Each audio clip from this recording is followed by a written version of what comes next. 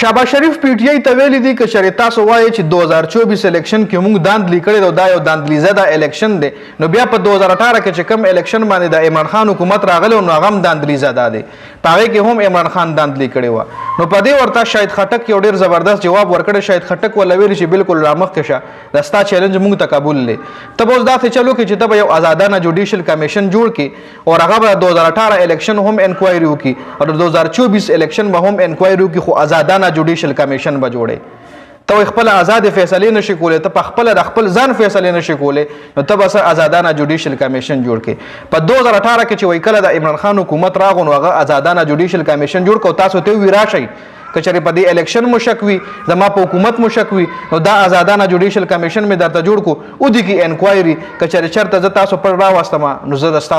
تاسو لاس او زما غریوان زه ذمہ دار ما کم سیټ کې ما داندلي کړی هغه سیټ په تاسو له زدر کم عمران خان وای تاسو له په 2018 کې دا آفر کړو هغه باقاعده آزادانه جوډیشل کمیشن هم جوړ کړی خو تاسو لټینګ نه وای تاسو تختې دی نو اوس که چریته وی چې 2018 کې عمران خان داندلي کړی 2024 کې موږ نه کړی نو رامخ کې ش جوړ کړی او آزادانه جوډیشل کمیشن جوړ کا او او دي کې انکوایري پته به ولګي چې چا په الیکشن کې داندلي کړی